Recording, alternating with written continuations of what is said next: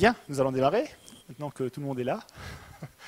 C'est un grand honneur aujourd'hui d'accueillir Xavier Garbet, donc directeur de recherche au CEA à Cadarache. Xavier Garbet est l'un des meilleurs spécialistes européens de la physique des plasmas de fusion par confinement magnétique. C'est un ancien normalien de la rue d'Ulm. Il a fait une thèse ensuite sur la turbulence magnétique dans les plasmas. Je crois que c'était à Marseille. Très brièvement à Marseille, bon. La suite de quoi vous avez intégré le CEA, et depuis 88, je crois, au CEA, toute votre carrière là-bas, à l'exception de quelques passages, je crois, à San Diego, et puis notamment, vous vous exilez au Royaume-Uni pour quelques années pour vous familiariser avec, continuer à étudier le phénomène de turbulence magnétique dans les plasmas au JET, je crois que c'est comme ça qu'on dit, le Joint European Torus, qui est le plus grand prototype de réacteur nucléaire à fusion. D'accord. Vous revenez en France en 2004 et depuis, vous vous consacrez à préparer l'avènement, je ne sais pas comment le dire différemment, ou la naissance d'ITER, donc il doit avoir lieu normalement cette année, en remplacement du JET. Vous en direz un mot, voilà. Vos travaux vous ont valu la médaille d'argent du CNRS en 2010 et puis cette année le prix Olvec de la Physical Society of London. Je n'en dirai pas plus, je vous laisse parler. Merci. Vous m'entendez? J'ai appuyé sur le bouton. Oui, non. Il faut que je parle peut-être plus. Oui, ça a l'air quand même. Je vais essayer de parler fort. Bon, tout d'abord, merci pour l'invitation.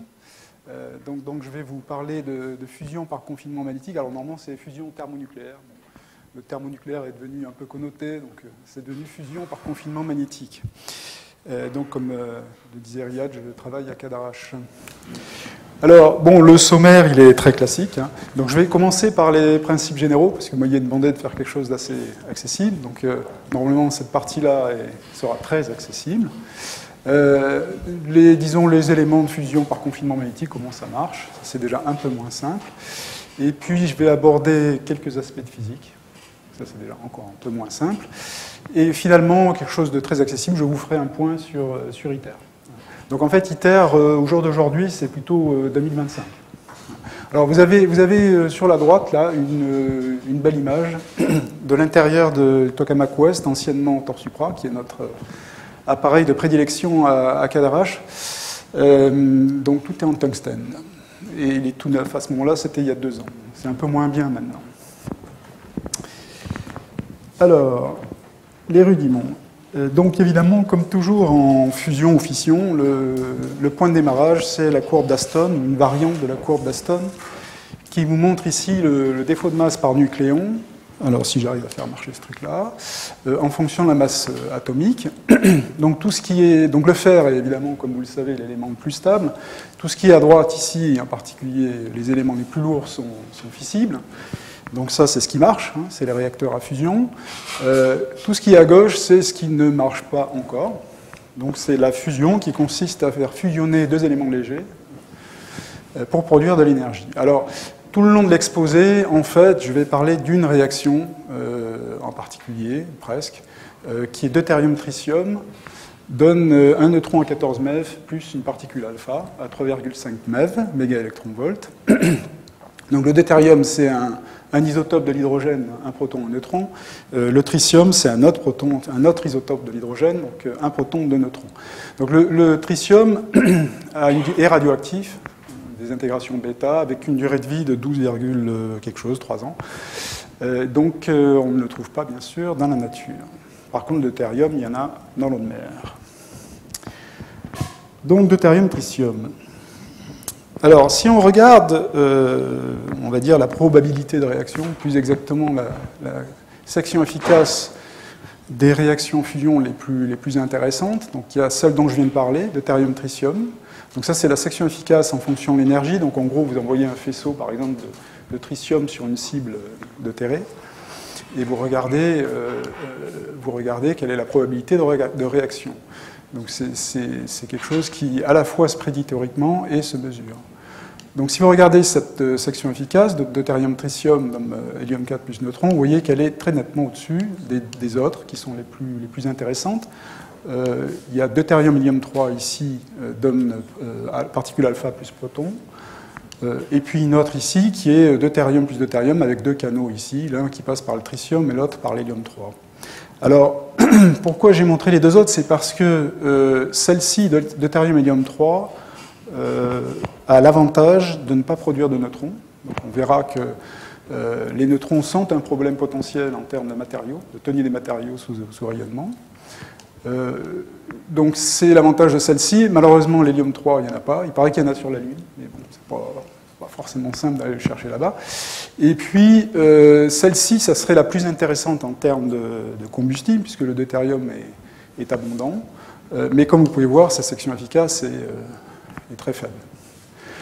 Raison pour laquelle on s'intéresse deutérium tritium. Alors, soit dit en passant, comme vous voyez, je ne montre pas l'hydrogène, qui est ce qui se passe dans le Soleil. La raison, c'est qu'en fait, le Soleil, dans le cycle de réaction de fusion, il y en a une en fait qui n'est pas de la fusion, enfin qui n'est pas d'interaction forte, mais d'interaction faible. Et donc, du coup, la section efficace globale du processus est très faible. Ce qui est heureux, sinon le Soleil aurait déjà consommé tout son combustible depuis longtemps. Nous ne serions pas là ici pour en discuter. Donc, l'hydrogène n'est pas une option, en fait, malheureusement, pour faire de la fusion sur Terre. Donc on en revient au deutérium tritium. Vous voyez que le maximum ici de la section efficace est quelque part vers 70 keV. Donc évidemment, la première idée qui vient à l'esprit, c'est d'envoyer un faisceau, en effet, par exemple de tritium sur du deutérium, pour essayer de faire de la fusion. Quand vous faites ça, la première chose que vous faites, en fait, c'est d'ioniser votre milieu. Parce que votre énergie, l'énergie du faisceau, elle a commencé par ioniser les atomes de votre cible pour séparer les électrons des ions. Et ensuite seulement, vous commencerez à avoir des réactions de fusion. Donc en fait, vous allez dépenser votre énergie à fabriquer un plasma, qui est un gaz chaud d'électrons-ions. Donc le plus simple, en fait, en réalité, c'est plutôt d'emblée d'essayer de fabriquer un plasma par la méthode qui vous va le mieux, étant entendu qu'il n'y a pas besoin que son énergie, ou sa température plus exactement, parce qu'en gros, un plasma, surtout dans ces paramètres-là, a une équation d'état de type gaz parfait, il n'y a pas besoin de monter à une température de 70 keV. Donc, les températures, je vais les exprimer en électronvolts tout le long de l'exposé, parce que c'est plus pratique. Un électronvolt, c'est à peu près 10 000 degrés. La température qu'il vous faut, c'est plutôt quelque chose entre 10 et 20 kV, c'est-à-dire quelque chose entre 100 et 200 millions de degrés. La raison étant que, comme tout gaz parfait, la distribution, les électrons-lésions ont une fonction de distribution en vitesse, ce qui fait que même à une température de 20 keV, vous en avez une fraction non négligeable à des énergies supérieures.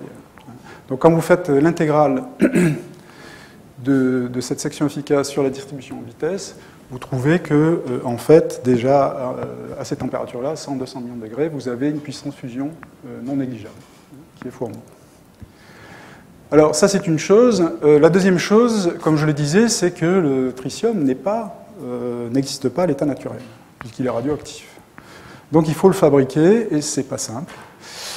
Et donc, ce qui est actuellement envisagé, c'est d'utiliser, en fait, les neutrons issus des réactions de fusion, donc de cette réaction-là, donc les neutrons à 14 MeV, pour fabriquer du tritium par réaction sur du lithium. Alors, dans ce processus-là, vous voyez que pour un neutron, vous fabriquez un tritium. C'est clair que ça ne peut pas marcher comme ça, parce qu'il y a forcément des trous, des pertes, etc. Donc, il faut en fait un multiplicateur de neutrons qui peut être, qui est pour le moment envisagé comme étant du plomb. Ça peut être du beryllium aussi. Donc, in fine, le mécanisme est le suivant. Vous utilisez la réaction d'été. Pardon, voilà, je vais y arriver. La réaction d'été, vous fabriquez des neutrons, des particules alpha. Les particules alpha sont chargées. Donc, dans un système, comme on va le voir, électromagnétique, les particules alpha restent dans le plasma et le chauffent. Et les neutrons, eux, sont utilisés par réaction sur lithium pour fabriquer du tritium. Et évidemment aussi, les neutrons se ralentissent dans la matière, donc qui est refroidie, et on récupère en fait l'énergie déposée pour ensuite faire le cycle habituel, fabriquer de la vapeur et des turbines et envoyer tout ça sur le réseau. Le parcours, évidemment, c'est plus facile à dire qu'à faire. La route est longue. Alors, la fusion a des avantages et des inconvénients. Alors, les avantages, c'est d'abord la sûreté nucléaire, parce que c'est quand même une réaction difficile à faire, comme vous pouvez voir. Donc, il faut monter en température à des températures minimales de 100 millions de degrés. Donc, si vous arrêtez le système, ou si un incident survient, il s'arrête. Donc, il n'y a pas d'emballement. Ça, c'est le gros avantage en termes de sûreté nucléaire. Le deuxième avantage qui est en général cité, c'est le fait que le deutérium et le lithium, puisqu'en fait le vrai carburant vis-à-vis du tritium, c'est le lithium, sont abondants. Au moins en échelle de temps en milliers d'années. En fait, ça dépend un peu de ce qu'on fait pour le lithium, si on se contente du lithium dans la croûte terrestre ou si on récupère celui dans l'eau de mer. Alors, le dernier avantage, c'est celui des déchets. Donc, ça, c'est une figure qui vient d'un bouquin assez ancien de Charpak et Garwin, qui s'appelle Feu follet et champignons nucléaires, quelque chose comme ça. Il y a une courbe un peu plus récente dans un bouquin un peu plus récent qui s'appelle De Tchernobyl en Tchernobyl, tout un programme, mais qui est la même, qui vous donne la radiotoxicité relative. Donc, le 1 ici, c'est la fission, en fonction du temps, après l'arrêt du réacteur. Alors, vous voyez que la fusion est favorablement présentée avec une décroissance ici à peu près à 100 ans. Puis vous avez une référence ici qui est la centrale à charbon parce qu'il y a toujours un peu d'uranium dans le charbon, donc ça émet un peu de radioactivité, donc c'est considéré comme une référence ici, un peu théorique. Alors, comme toujours dans ces figures-là, il faut se méfier. Pour ce qui est de la fission, en réalité, ça peut aller de 10 000 ans jusqu'à 1 million d'années, suivant ce que vous faites. Si vous ne retraitez pas du tout, évidemment, c'est 1 million d'années, mais si vous retraitez activement et si vous transmutez certains éléments, comme les actinides, vous pouvez tomber à 10 000 ans. C'est encore long, mais à cette échelle-là, ça reste à peu près ce qui est montré. Mais malgré tout, c'est pas toujours aussi, disons, la vision n'est pas toujours aussi pessimiste que ce qu'on entend dire. Alors pour la fusion, c'est un peu l'inverse, hein, c'est-à-dire que si vous utilisez un acier standard, c'est plutôt 10 000 ans, en fait, à cause des neutrons à 14 MeV, parce que le milieu est activé. Ça, c'est la courbe que vous avez si vous utilisez ce qu'on appelle de l'eurofer, qui est disponible. Et en effet, dans ce cas-là, la durée de vie est à peu près 100 à 200 ans. Si vous utilisez du vanadium, qui n'est pas indiqué ici sur la figure, c'est plutôt 50 ans. Voilà. Sauf que c'est rare et c'est cher. Bon, donc c'est considéré comme, malgré tout, globalement, un avantage. Alors les inconvénients, il y en a aussi, un certain nombre. D'abord, c'est dur à faire. C'est une réaction à seuil. Si c'était facile à faire, ça marcherait déjà, donc ça se saurait. Donc ça, c'est une chose. La deuxième, peut-être un peu plus précise, ça vient des contraintes sur les matériaux. Alors, dans les matériaux, il y en a en fait deux types. Il y a les matériaux qui sont en contact avec le plasma. Donc le plasma, c'est quand même un milieu agressif. Typiquement, dans les plasmas qui sont en contact de la paroi sont à 10 000 degrés, entre 1000 et 10 000 degrés. Donc il faut trouver des matériaux qui ne s'érodent pas trop facilement et qui sont conducteurs de la chaleur pour pouvoir extraire la puissance et qui tiennent typiquement des puissances à 10 à 20 MW par mètre carré. C'est à peu près ça la contrainte. Donc c'est typiquement les choses qu'on sait faire. Toute la problématique, c'est d'arriver à tout faire, c'est-à-dire peu d'érosion. Il faut aussi que le matériau n'absorbe pas le tritium, parce que le tritium, comme je l'ai dit, est radioactif, donc on ne tient pas particulièrement à en avoir partout. Donc il ne faut pas qu'il absorbe le tritium en trop grande quantité, et il faut aussi qu'il tienne la puissance. Alors ensuite, la deuxième catégorie de matériaux, c'est ce qu'on appelle les matériaux de structure. Donc c'est ce qu'il y a derrière. C'est là où les neutrons vont se ralentir. Et là, les problèmes sont un peu de deux types. D'abord, par rapport aux réactions à fission, enfin aux réacteurs à fission standard actuels, l'énergie des neutrons est bien plus grande. Actuellement, un réacteur à fission a des neutrons qui tournent sur des fractions de kiloélectronvolts, des kiloélectronvolts, on va dire. Les surgénérateurs sont plutôt dans la gamme 1/10 de MeV, de mégaélectronvolts jusqu'à 3-4 MeV. Et la fusion à 14 MeV. Alors, ça veut dire deux choses. D'abord, quand un neutron se ralentit, évidemment, il collisionne avec les éléments du matériau. Donc là, vous avez un exemple qui vous montre un exemple de neutrons à 200 keV qui collisionnent, qui a une certaine trajectoire ici. Et ce que vous auriez d'ailleurs pour un même neutron, mais à 20 keV dans le fer. Alors, la figure, donc vous avez des déplacements par atome, ce qu'on appelle les déplacements par atome. En gros, dans la vie d'un réacteur à fusion, c'est à peu près, ce qu'on envisage, c'est à peu près 200 déplacements par atome. Alors, la figure est un peu plus impressionnante que ce qu'on pourrait penser, dans le sens où la plupart, en fait, de ces atomes ici vont revenir à leur position initiale. Mais un certain nombre ne vont pas revenir à la position initiale, donc ça crée des lacunes, et donc évidemment le matériau devient plus fragile. Donc ça c'est une chose. Bon, actuellement, pour ce qui est à nouveau de l'eurofer, qui a été testé, etc., on pense que c'est gérable. Le deuxième problème qui lui reste assez ouvert, c'est celui de la transmutation. C'est-à-dire qu'un certain nombre de ces collisions ne sont pas élastiques, elles sont inélastiques. Elles vont conduire à de transmutation et en général à la production de protons et surtout d'hélium. Donc l'hélium se concentre en microbus, on va dire, et là aussi fragilise le matériau. Alors c'est un problème qui n'existe pas dans les centrales à fission actuelles, parce qu'en fait il se pose pour des énergies de neutrons au-dessus de 4-5 MeV. En fait même dans les réactions, dans le réacteur surgénérateur, il y a un début de ça, mais ce n'est pas un problème. En fait. En fusion, c'est clair, le neutron, lui, il a une énergie à 14 MeV qui est très au-dessus de cette valeur de seuil, et donc c'est un problème qui est pour le moment encore finalement mal documenté. Ensuite, le dernier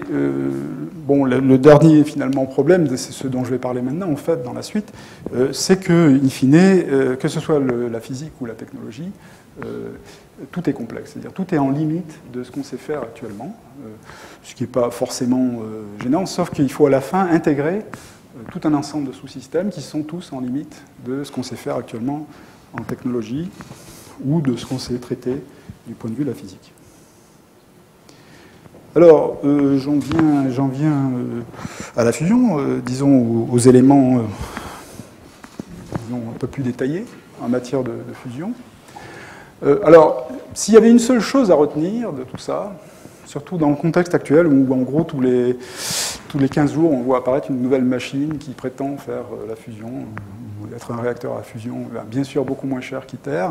S'il y a une seule chose à retenir, c'est le critère de Lawson. Parce que ça vous dira tout de suite, si vous lisez un article de presse, si oui ou non, ou un article scientifique plutôt, si oui ou non l'appareil en question est compétitif ou pas.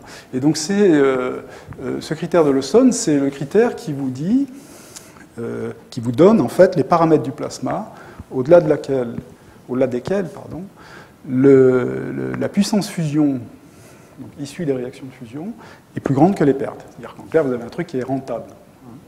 Et si possible, auto-entretenu. C'est-à-dire que la puissance des particules alpha entretien est suffisante pour maintenir votre plasma à 100 millions de degrés. Ou 200 millions de degrés. Alors, sur ce que vous avez ici sur la droite, c'est la valeur minimale du produit densité du plasma fois ce qu'on appelle le temps de confinement à l'énergie, et je vais expliquer ce que c'est, en fonction de la température. Et vous voyez à nouveau pour les trois réactions dont j'ai parlé, donc en bleu deutérium-tritium, en vert deutérium-deutérium, en rouge deutérium-hélium-3. Bon, à nouveau, on reconnaît évidemment le fait que deutérium-tritium est la plus favorable. Et vous voyez que le minimum ici, en termes de performance à atteindre, est quelque part entre, on va dire, entre 100 et 200 millions de degrés, un peu plus en fait. Alors, on le remet en général sous la forme de ce triple produit, ce qu'on appelle le triple produit, qui est le produit de la densité du plasma fois sa température fois le temps de confinement de l'énergie. Alors, le temps de confinement de l'énergie, c'est ce qui caractérise le confinement du système. Donc c'est un paramètre clé. En gros, si vous avez un appartement que vous chauffez avec un radiateur ou des radiateurs et que vous voulez savoir si vos doubles vitrages sont de bonne qualité, vous coupez le chauffage et vous attendez, vous mesurez le temps qu'il faut pour que la température de l'appartement tombe au niveau de la température extérieure. Si ce temps est très long, vous êtes bien confiné. Si ce temps est très court, vous avez une isolation qui ne fonctionne pas. Donc ce temps, c'est aussi celui qui va caractériser les propriétés de confinement de votre plasma. En gros, pour la fusion magnétique, par confinement magnétique, ce qu'on vise, c'est une température entre 100 et 200 millions de degrés, une densité de particules de l'ordre de 10 puissance 20 par mètre cube, c'est un milieu dilué, et un temps de confinement de l'énergie qui est à peu près de 5 secondes. Alors, les pertes de chaleur dans un plasma de fusion magnétique sont essentiellement de nature conductive, du moins dans les parties centrales du plasma. On va y revenir. Donc, ce qu'il faut retenir de ça, c'est que si vous voyez un triple produit qui est en dessous de cette valeur-là, donc de 5, 10, 21, particules par mètre cube keV seconde, c'est que c'est mal parti. Surtout si c'est 3 ordres de grandeur en dessous. Le dernier point, c'est que oui, c'est essentiellement ça le paramètre essentiel. Alors, le confinement magnétique, dans son principe, est assez simple. L'idée, c'est que vous mettez des particules chargées sur des rails. Donc, si vous avez un champ magnétique uniforme, la trajectoire d'une particule chargée, c'est une hélice. Vous avez déjà vu ça, j'en suis certain. Si vous mettez... Évidemment, le problème d'un champ magnétique uniforme, c'est qu'il y a des bouts. Donc, vous perdez vos particules par les bouts. Donc, il faut arriver, si vous voulez avoir un système optimal, ce n'est pas indispensable, mais enfin, c'est mieux si les lignes de champ sont fermées. Et ça veut dire qu'à ce moment-là, que le champ magnétique n'est pas uniforme. Donc, si, en général, ce qu'on vise, pour diverses raisons, ce qu'on vise, c'est de mettre les particules sur des lignes de champ. Donc, les lignes de champ, ce sont les lignes tangentes au champ magnétique en tout point, des lignes de champ hélicoïdales, qui s'enroulent sur des surfaces toriques. Alors, pourquoi hélicoïdales ? Parce qu'en fait, si on regarde donc, une trajectoire cyclotronique qui est ici symbolisée en bleu, et si vous regardez le centre de cette trajectoire cyclotronique, le point central ici, qui s'appelle centre guide, dérive à cause de l'inhomogénéité du champ magnétique. Et dans une configuration magnétique standard, type tokamak ou autre, la dérive en première approximation est verticale. Elle vaut à peu près, dans les conditions plasma habituelles, de fusion, à peu près quelques kilomètres par seconde. Donc ça veut dire que si vous avez une machine qui fait 1 mètre en taille, vous avez un confinement de 1 milliseconde qui est insuffisant. Donc ce qu'il faut arriver à faire, c'est faire en sorte que si pendant un certain temps la particule sort du système à cause de cette dérive due à l'inhomogénéité du champ magnétique, il faut que pendant un certain temps, un peu plus tard, elle rentre dans la configuration, toujours à cause de la dérive magnétique, et ça sera le cas si vous avez en effet une trajectoire de type hélicoïdal. De ce type-là. Alors ici, je l'ai faite fermée pour simplifier. Elle peut ne pas se refermer sur elle-même ou seulement au bout d'un temps très long. L'essentiel, c'est que le temps passé dans la partie haute soit le même que le temps passé dans la partie basse. Voilà.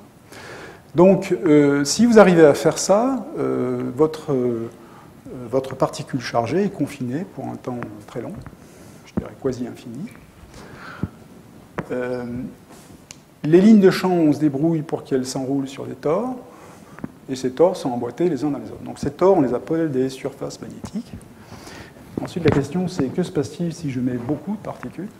Donc à ce moment-là, j'ai un plasma avec une équation d'état de type gaz parfait, donc PV égale nKT.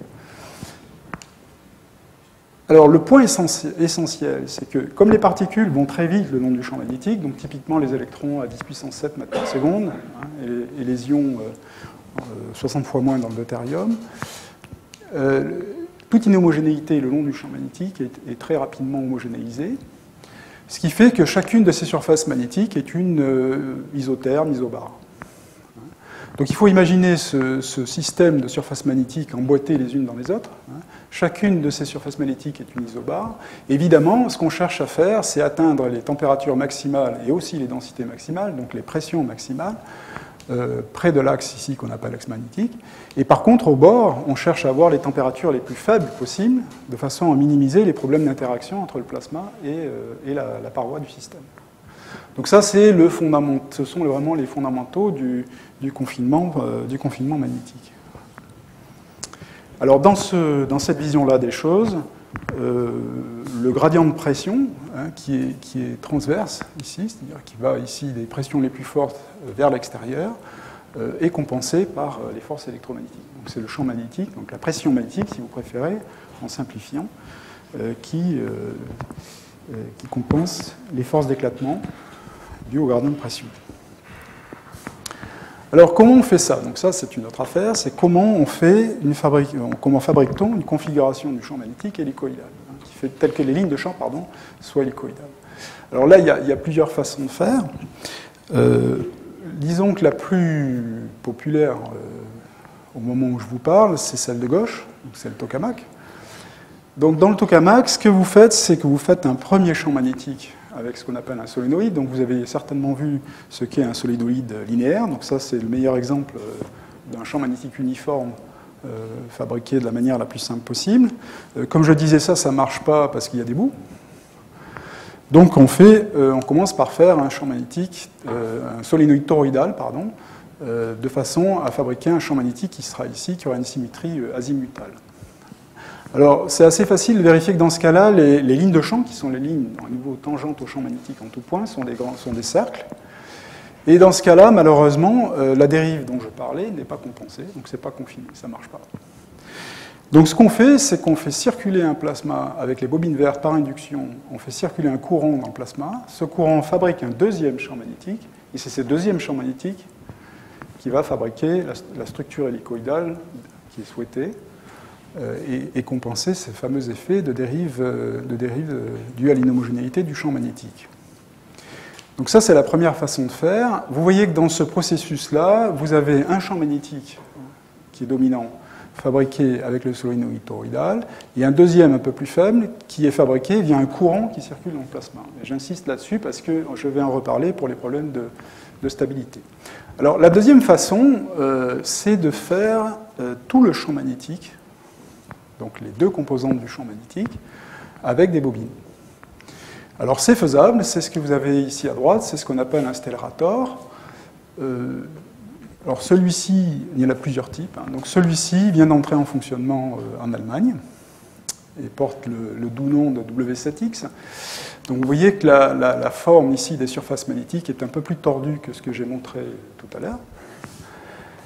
Évidemment, la technologie qu'il faut pour fabriquer les bobines est nettement plus compliquée que pour l'exemple de gauche, pour le tokamak. Alors il se trouve que l'avantage de ce système-là, c'est que d'abord, il n'y a pas de courant qui circule dans le plasma, ce qui est une source d'instabilité en moins. Et d'autre part, il est intrinsèquement stationnaire. C'est-à-dire que si vous faites circuler du courant dans les bobines, vous avez tout de suite la configuration magnétique qui vous va. Par contre, à gauche, comme le système fonctionne par induction, c'est-à-dire que le courant dans le plasma est fabriqué par induction par les bobines en vert ici, en gros, ce qui se passe, c'est qu'on charge les bobines, on a une réserve de flux, on travaille par induction, c'est-à-dire que ce flux magnétique varie dans le temps, et c'est déjà l'heure? Non, peut-être pas quand même.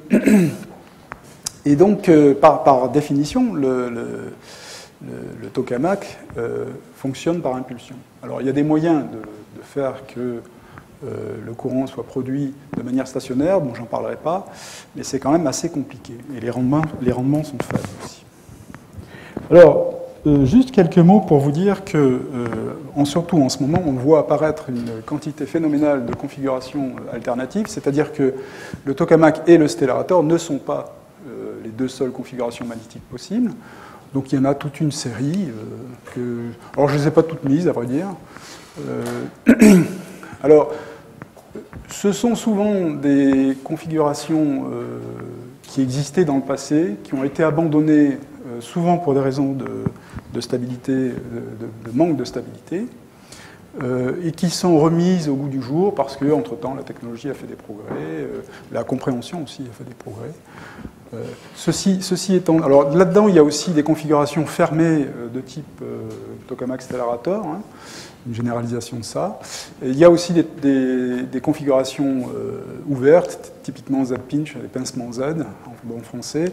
Ça, c'est une machine à miroir. Donc ça, c'est les seuls qui n'ont pas de site web.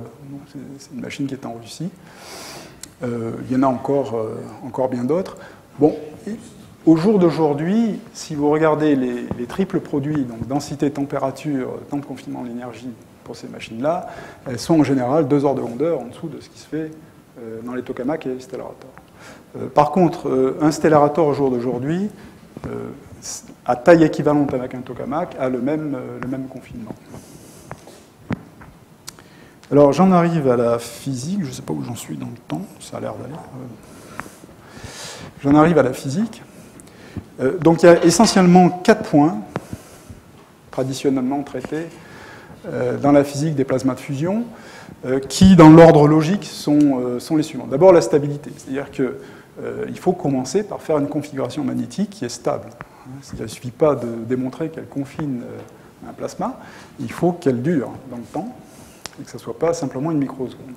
Si vous arrivez à faire ça, évidemment, il faut vérifier que le confinement est bien celui que vous avez estimé au départ, et en particulier les effets collectifs sont très importants. Il ne suffit pas d'avoir une configuration pour laquelle le confinement d'une particule est très bon. Une fois que vous avez fait ces 2 points-là, il vous faut chauffer le plasma, parce qu'au début, vous n'avez pas de réaction de fusion, donc il faut le monter à 100 millions de degrés. Donc il faut le chauffer. Et une fois que vous avez amorcé vos réactions de fusion, et que tout se passe pour le mieux, va se poser le problème, en fait, d'extraire la chaleur et les particules. Parce que si vous ne faites rien, par exemple, l'hélium qui est produit par les réactions de fusion va empoisonner votre plasma et arrêter les réactions de fusion. Et pareil pour l'énergie, bien sûr. Si vous ne refroidissez pas d'une manière ou d'une autre, si vous n'arrivez pas à extraire l'énergie produite, bon, déjà, il vous la faut pour fournir l'électricité, mais aussi, de toute façon, votre système devient stationnaire, inévitablement. Donc ce sont les 4 points dont je vais parler plus ou moins brièvement. Vous avez ici une image de Jet, dont on parlait à l'instant, qui est le navire amiral européen. C'est la plus grosse machine en fonctionnement actuellement. Vous voyez ainsi, dans le domaine du visible, vous voyez qu'il ne se passe, on ne voit rien, ce qui est normal. Un plasma à 100 millions de degrés, sans impureté, rayonne très peu dans le domaine du visible.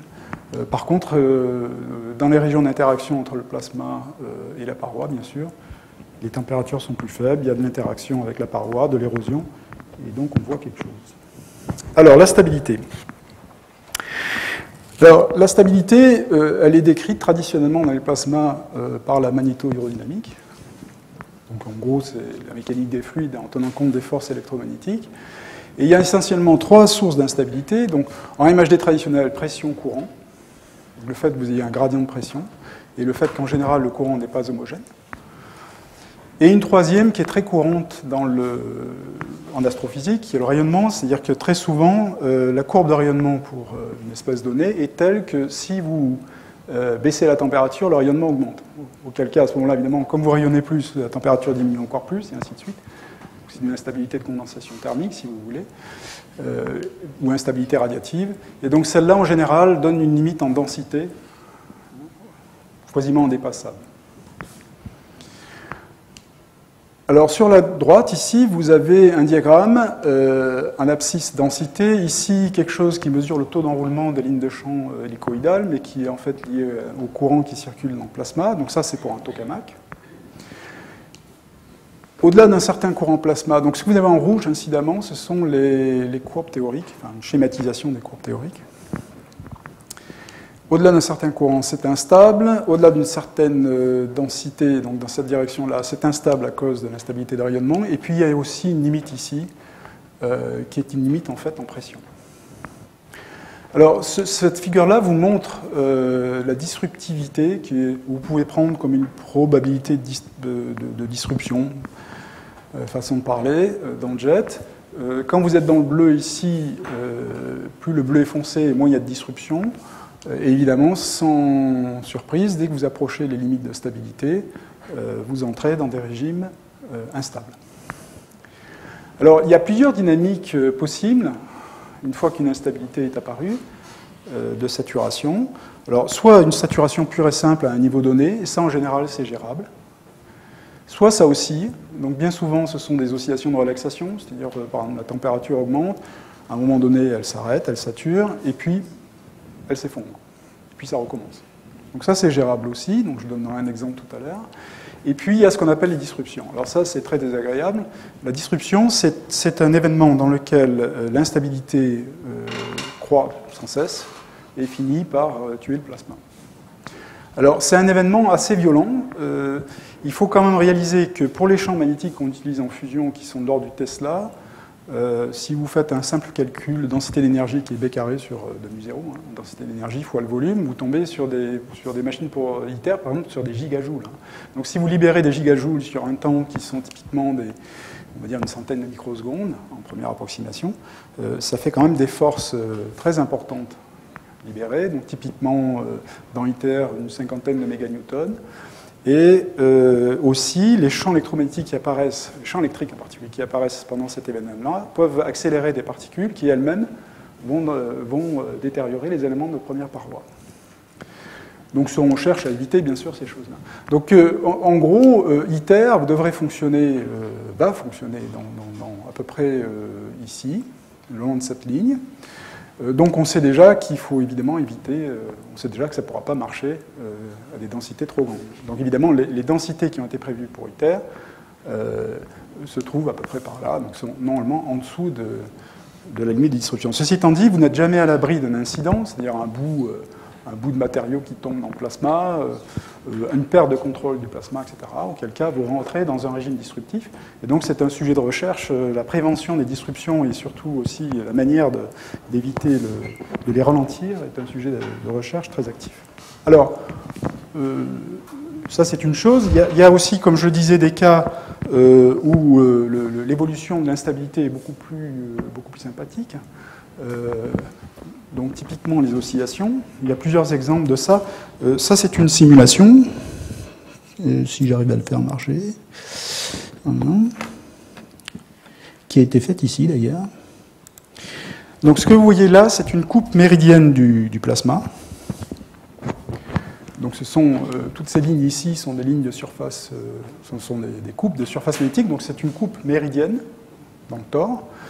Donc, au départ, tout allait bien. Vous voyez qu'une instabilité se développe au sens qu'il apparaît une restructuration du champ magnétique et puis vous revenez à la condition initiale. Et en fait, vous revenez à une situation qui était celle du départ. Alors, je vais le remontrer parce que c'est allé un peu vite probablement. Donc, au début, tout va bien. Alors, vous voyez apparaître ici ce qu'on appelle un îlot magnétique qui ne va pas tarder, je pense, à apparaître. Voilà, ici, qui grandit. Donc petit à petit, il grandit aux dépens de la partie ici qui est la plus chaude. Donc en fait, il expulse la partie la plus chaude vers l'extérieur. Vous voyez qu'ici, il y a une réorganisation très rapide. À ce moment-là, la température s'est aplatie.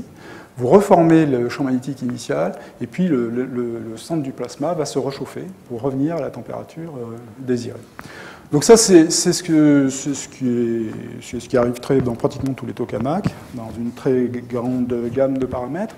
Ce que vous voyez ici, c'est la même chose, mais expérimentale. Donc c'est une mesure par tomographie dans le domaine XMU, qui est assez ancienne, mais ça n'a pas beaucoup changé depuis, où on voit à peu près la même séquence, hein, c'est-à-dire les parties les plus chaudes ici sont au centre. Hein, vous voyez que ça suit à peu près des surfaces, des cercles, hein, donc des surfaces magnétiques emboîtées. Et puis petit à petit, donc là un îlot apparaît, ça se déforme. Puis les parties froides qui sont ici finissent par envahir tout le centre. Et si on continue ici, on revient au bout d'un certain temps à la partie initiale. Donc ça, c'est très gérable. Il y en aura dans ITER. Et c'est bien plus facile à contrôler que les disruptions. Alors, ça, c'est la partie stabilité. Donc, en principe, on sait faire, mais comme je vous le disais, ce problème de disruption reste assez ennuyeux. En gros, ITER, on pourra se permettre, à plein champ, pleine énergie, une dizaine de disruptions maximum. Vous pouvez en faire autant que vous voulez à faible courant, mais à courant nominal, ça ne peut pas être un très grand nombre. Alors, oui, je l'ai mis un peu vite, mais j'en arrive maintenant à la partie confinement. C'est-à-dire, une fois que vous avez vérifié la stabilité, il faut atteindre les fameuses 5 secondes, de temps de confinement. Enfin, dans ITER, un peu moins, 3 secondes. Sachant que le temps de confinement énergie, comme c'est un processus conductif, ça va comme le carré de la taille du plasma sur un coefficient de diffusion, du moins si c'est diffusif, ce qui n'est pas toujours le cas. Et ce coefficient de diffusion, il est en fait essentiellement dû à des processus turbulents. Alors, ça tient au fait que votre plasma, lorsqu'il développe des gradients en densité-température, développe des micro-instabilités. Ce qu'on a vu avant en magnéto-hydrodynamique, c'est l'instabilité grande échelle. Donc là, c'est plutôt des instabilités à petite échelle dans la gamme en temps de corrélation, temps de vie de 10 microsecondes, des tailles de millimètres. Et ces fluctuations produisent en fait une diffusion turbulente des particules qui sortent du plasma. À nouveau, dans un processus en première approximation de type marche au hasard. Alors, ce que vous voyez là, en fait, c'est un peu comme en hydrodynamique, ce sont des rouleaux de convection. Alors, qui sont très allongés le long du champ magnétique, et par contre qui développent des petites structures. Donc ça, ce sont des lignes de contour du potentiel électrique. Il faut imaginer que la matière tourne autour de ces filaments ici. La durée d'un filament, c'est, comme je le disais, 10 microsecondes, une taille millimétrique. Si vous faites une marche au hasard, c'est-à-dire taille libre parcours moyen au carré divisé par un temps de corrélation, vous allez tomber sur quelque chose qui est de l'ordre du mètre carré par seconde. Et donc pour un plasma métrique, ça vous donne en effet un temps de confinement de l'ordre de la seconde. Alors bon, c'est toute une affaire, parce qu'évidemment, ce qu'on veut pouvoir dire, c'est combien vaut le temps de confinement pour tel paramètre plasma. Alors, en fait, en pratique, ça relève de la simulation numérique, si on veut quelque chose d'un peu précis. La difficulté, c'est que un plasma très chaud, et donc très peu collisionnel, en fait, le parcours moyen d'un électron se chiffre en kilomètres dans un tokamak, en fait, ne peut pas être très bien décrit par des équations qui relèvent de la mécanique des fluides. Il faut résoudre des équations cinétiques, donc une équation décrivant l'évolution de la fonction de distribution en position-vitesse, donc a priori 6 dimensions, pour chaque espèce, électron, ion et impureté s'il y en a, de façon à calculer en temps réel les fluctuations du potentiel électrique, qui sont solutions d'une équation de type Poisson, pareil pour le champ magnétique. Et donc tout ça coûte assez cher, sachant que pour ITER, il faut à peu près un maillage de 10 puissance 11 points pour arriver à décrire ce qui s'y passe. Ce qui n'est pas possible au jour d'aujourd'hui sur les machines existantes, mais qui le sera normalement dans la prochaine génération dite exascale. Alors là aussi, il y a des simulations, mais il y a aussi des mesures. Donc on sait mesurer les fluctuations, en particulier de densité dans un tokamak, donc caractériser les spectres en fréquence, en vecteurs d'onde, donc les temps de corrélation, les longueurs de corrélation, les amplitudes aussi. Donc là, vous avez un exemple qui vient d'ici, d'ailleurs, qui est un diagnostic ici diffusion cohérente, laser, qui donne un niveau de fluctuation de densité en puissance spectrale, en fait, en fonction du nombre d'ondes, pour 2 champs magnétiques. Et vous voyez que ça ressemble assez, en première approximation, à ce qu'on trouve en hydrodynamique, c'est-à-dire des spectres type Kolmogorov. Alors c'est seulement en la première approximation, parce qu'en réalité, la physique sous-jacente est très différente, à nouveau parce qu'il y a très peu de collisions. Alors le point très important, en fait, il y en a 2. Le premier, c'est qu'au jour d'aujourd'hui, grosso modo, en première approximation, il y a évidemment plein d'exceptions, mais en première approximation, si vous comparez mesure et théorie, en général, vous avez un accord qui n'est pas déraisonnable. Par contre, ce qu'on voudrait faire, bien sûr, c'est améliorer le confinement.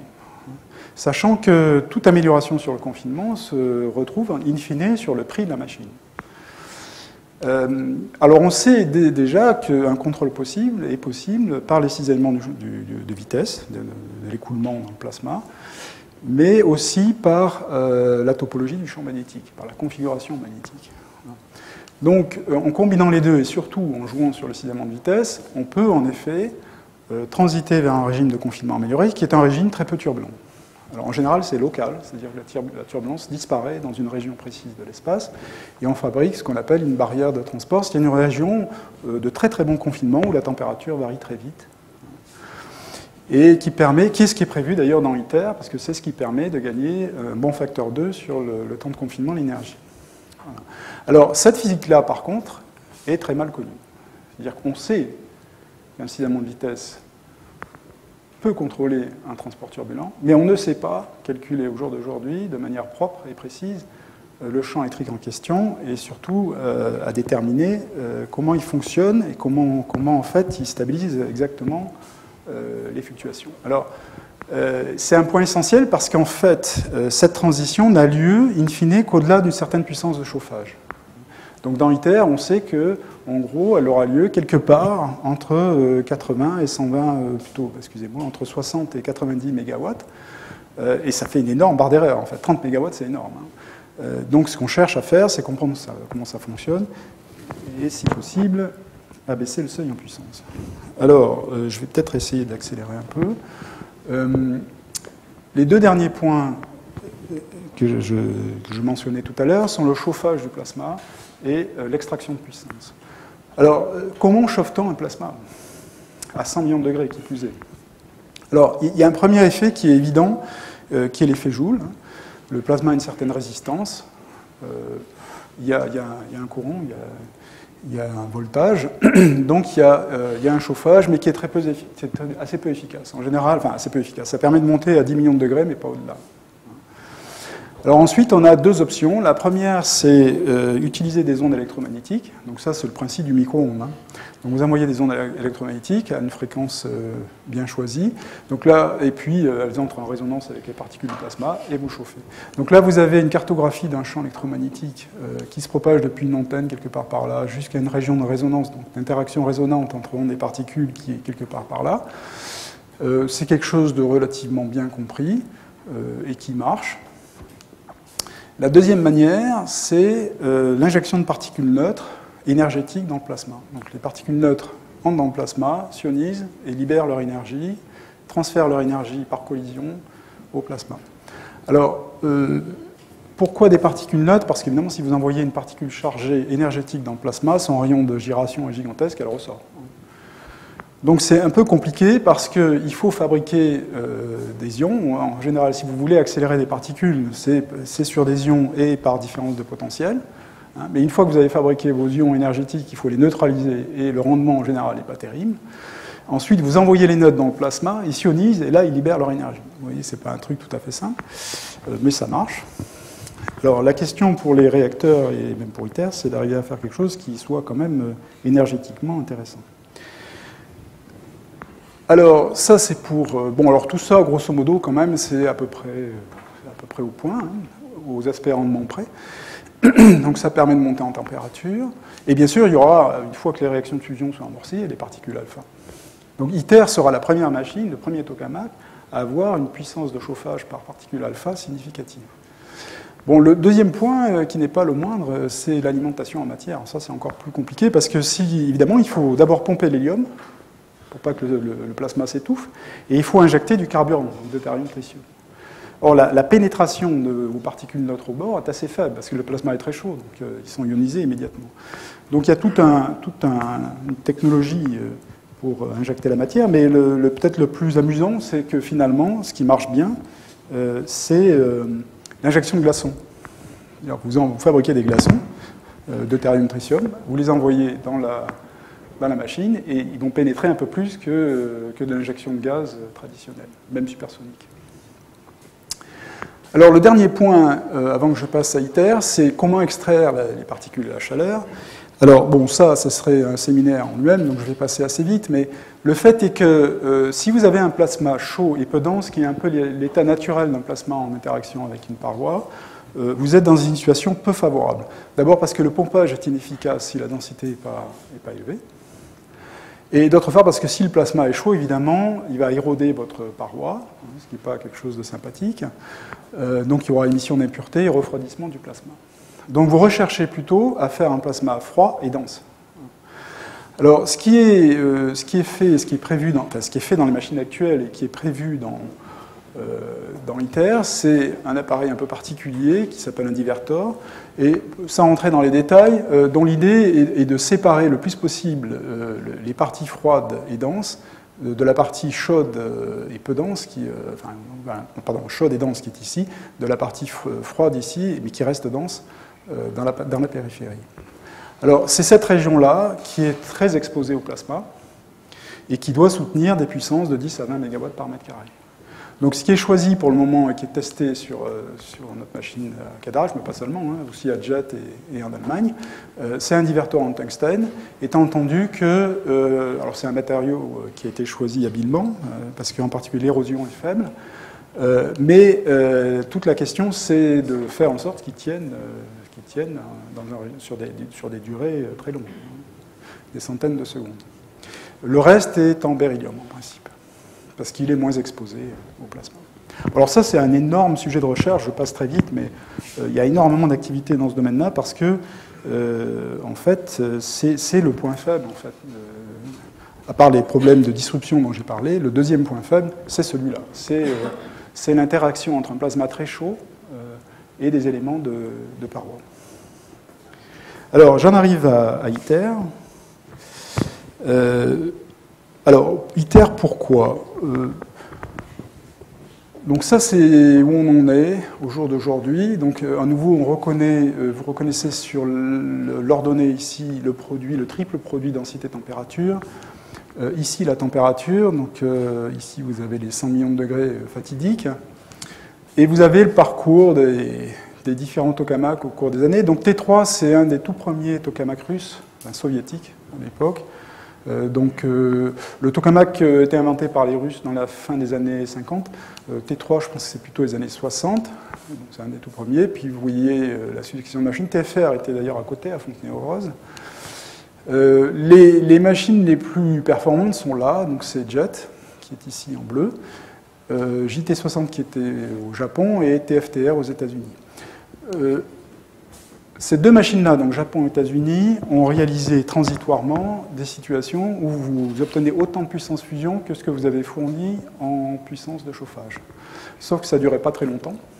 Évidemment, aucun producteur d'électricité vous prendra une machine qui est rentable, en plus avec un rendement de 1, sur un temps qui est une fraction de seconde. Alors, Torsupra, lui, qui est la machine que nous avons à Cadarache, a, elle, le record en durée, mais sur des performances beaucoup plus faibles. Donc l'idée d'ITER, en fait, donc ITER devrait se situer pas tout à fait avec mission, plutôt l'objectif c'est un rendement de 10, il y a une puissance fusion 10 fois plus grande que la puissance injectée. Donc l'idée d'ITER, c'est d'arriver à faire un rendement de 10 sur une durée de 400 secondes, qui est significative. Donc voilà peut-être ce qui éclaircira un peu plus mon propos. Ce que vous avez là, c'est la puissance fusion en fonction du temps. Alors TFTR est aux États-Unis sur des vraies manips en deutérium-tritium dans ce cas-là. Donc vous voyez que sur TFTR c'est de l'ordre de la dizaine de mégawatts. JET c'est un peu mieux, c'est 16 mégawatts, mais vous voyez que c'est sur des durées de temps assez courtes. JET a aussi fait des manips en deutérium-tritium sur des temps longs, mais les rendements sont nettement plus faibles. Donc ITER, l'idée c'est de faire une vraie machine où la puissance de chauffage, une fois l'état stationnaire atteint, est pour l'essentiel, ou en grande partie, on va dire, fournie par les particules alpha, issues des réactions de fusion, et sur des temps longs. Alors, ça se paye par la taille. Alors pourquoi? Parce que c'est lié au confinement, c'est-à-dire comme le confinement, en gros, c'est le carré de la taille du plasma divisé par un quotient de diffusion, donc le quotient de diffusion, en gros, il ne varie pas beaucoup, c'est quelques mètres carrés par seconde. Alors il y a quand même les histoires de confinement amélioré, donc de transition, qui font qu'il y a un facteur 2 quand même sur la diffusion, mais malgré tout, ça reste dans la gamme du mètre carré par seconde. Le seul moyen pour le moment, c'est d'augmenter, si vous voulez augmenter le temps de confinement, c'est d'augmenter la taille. Donc West est là, 25 mètres cubes. Vous avez les prix estimatifs, les estimations en dessous. JET, qui a un rendement à peu près de 1 en transitoire, est au milliard à peu près, en chiffres reconstitués. Et ITER, qui est ici, est plutôt à 15 milliards. Mais vous voyez qu'à chaque fois, vous prenez pratiquement un facteur 10 sur le volume. Alors ITER, le voici. Alors donc on reconnaît quand même à peu près un tokamak, hein, les bobines ici qui fabriquent le champ toroïdal, les autres bobines ici qui fabriquent le courant, qui induisent le courant dans le plasma, hein, toute la quincaillerie ici de refroidissement, le petit bonhomme habituel il est là. Donc la taille en grand rayon c'est 6 mètres, en petit rayon qui serait à peu près cette distance-là, là, du centre jusqu'au bord 2 mètres. Vous voyez quand même que les courants et les champs magnétiques sont intenses. Hein. Donc c'est 5 Tesla, 15 méga-ampères. Les puissances de chauffage pour démarrer le processus, vous montez jusqu'à 110 mégawatts. Et une fois que vous avez atteint votre régime stationnaire, vous avez 500 mégawatts de puissance fusion. Là-dedans, vous avez 400 mégawatts liés aux neutrons, hein, 14 MeV, et les 100 MW restants correspondent à la puissance de chauffage des particules alpha. Rendement de 10. Alors, le programme, le voici. Donc, en fait, dans les instabilités magnétorohydrodynamiques, ce dont je n'ai pas parlé, c'est toute une classe d'instabilités qui sont dues aux particules alpha elles-mêmes. Alors, celles-là, on n'a pas pu les regarder par définition, puisqu'on n'a pas les particules alpha. Alors, il y a des moyens de les étudier malgré tout, parce que les systèmes de chauffage, en particulier par injection de particules neutres ou par ondes, produisent des particules énergétiques. Et on peut se débrouiller pour qu'elles soient dans la gamme du mégaélectron-volt. Mais ITER sera la première machine où il y aura suffisamment de particules alpha pour regarder cette question-là spécifiquement. Bon, le confinement, j'en ai parlé, donc on va tester les méthodes de contrôle. Comme je disais, les régimes dans lesquels vous avez un chauffage dominant par particules alpha sont des régimes où le plasma s'auto-organise en quelque sorte, puisque la puissance de chauffage vient du plasma lui-même. Donc ce sont des régimes qu'on n'a jamais trop regardés jusqu'à maintenant, par définition à nouveau. Et puis, bien sûr, il y a toute la question que je n'ai évoquée que brièvement, qui est celle de l'extraction de puissance et de particules. Voilà.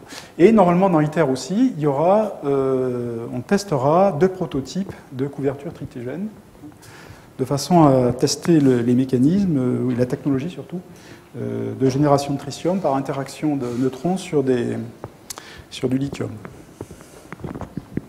Alors bon, voilà où ça en est. J'ai essayé de prendre des photos que vous pouvez trouver sur le site web d'ITER, ceci étant, récentes. Donc, vous voyez que c'est grand quand même. Donc, le Holtor est ici. Il est en cours de finition. L'assemblage, le bâtiment d'assemblage est là. Donc, lui, il est terminé. Les bâtiments qui sont ici sont des bâtiments où il y a toute la quincaillerie électrotechnique. Les transformateurs, les alimentations de puissance. Ce bâtiment-là, sauf erreur ou c'est l'inverse, ce bâtiment-là, normalement, c'est là où se trouve la cryogénie. Parce que j'ai oublié de dire que les bobines dans ITER sont supraconductrices pour évidemment minimiser les dépenses en énergie, en puissance. Ce bâtiment-là, c'est le bâtiment où on enroule, où on fabrique certaines des bobines, les plus grosses. Donc, les plus grosses sont fabriquées sur place, les autres sont fabriquées ailleurs et transportées. Ça, ce sont les bâtiments, les bureaux, les quartiers généraux, pour utiliser l'expression officielle. Alors, vous voyez qu'il manque encore des bouts. Donc, ça, c'est un bâtiment qui, justement, servira à l'injection de particules neutres énergétiques pour chauffer le plasma. Donc, on sait déjà qu'on ne l'aura pas au tout début du fonctionnement d'ITER. Ce n'est pas un très gros problème.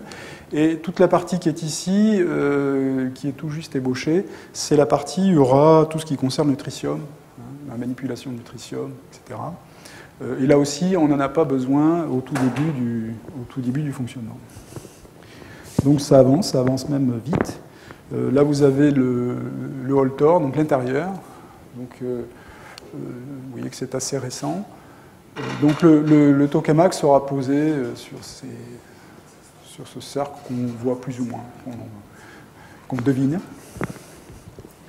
Donc ça, c'est presque terminé.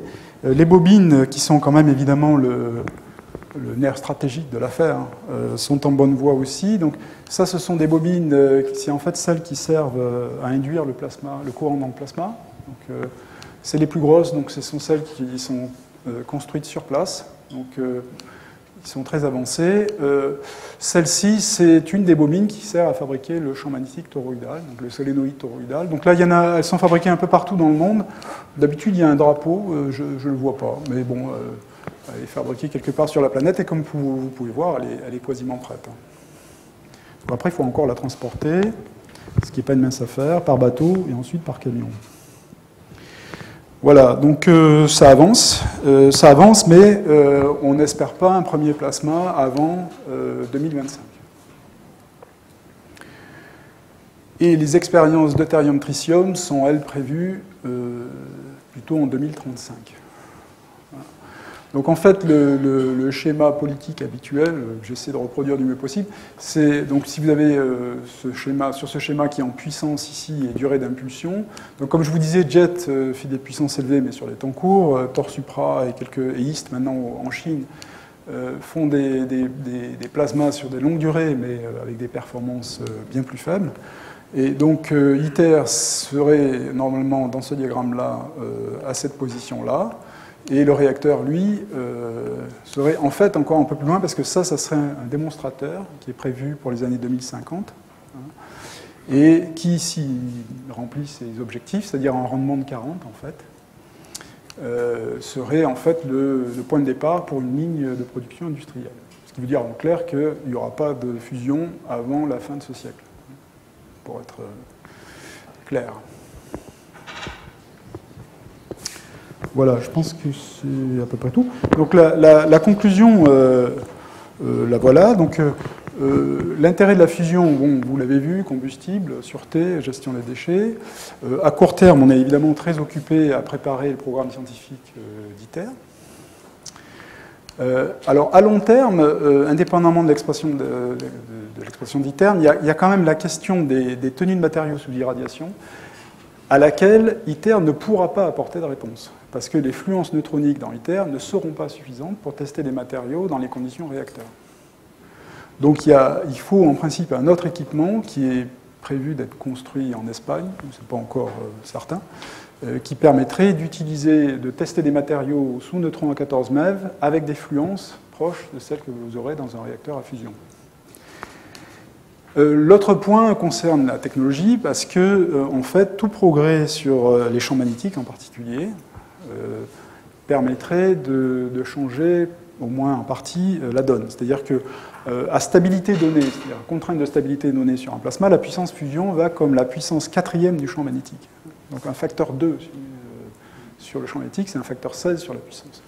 Donc autant, en clair, si vous pouvez augmenter le champ magnétique, vous pouvez diminuer la taille du système, et donc son prix. Donc évidemment, il y a un enjeu assez important qui est en fait un enjeu de technologie sur la manière de faire des champs magnétiques intenses. Alors, en laboratoire, à l'heure actuelle, pour les supra-hautes températures, on sait faire 20 Tesla, je pense que vous en avez entendu parler. Toute la question, c'est de faire des bobines qui sont quand même assez volumineuses, donc de mettre au point des procédés industriels capables de faire des bobines à ces champs magnétiques-là. Voilà, je pense que c'est à peu près ce que je veux dire. Alors après, quand même, il va de soi que je n'ai traité qu'une infime partie de ce problème-là. Alors par chance, ou par malchance, je ne sais pas, il y a une littérature très abondante sur la question, en français, pour une certaine partie. Donc j'ai mis les bouquins en français. Certains sont écrits par des gens d'ici d'ailleurs. Le physique des tokamaks de Jean-Marcel Rax, qui est dans la salle. Celui-ci qui est plus... Alors celui-ci, c'est la physique. Celui-ci est une introduction, je dirais, pédagogique à la fusion. Et Guy Laval, qui en a écrit deux, enfin, qui a écrit celui-ci, et qui a coordonné un rapport de l'Académie des sciences sur la fusion. Voilà. Donc, alors celui-ci est en anglais. Il a été écrit, je l'ai mis parce qu'il a été écrit par un journaliste de Science, je pense, et qui est très bien écrit, qui raconte l'histoire en fait de la fusion. Voilà, donc merci pour votre attention et bonne lecture.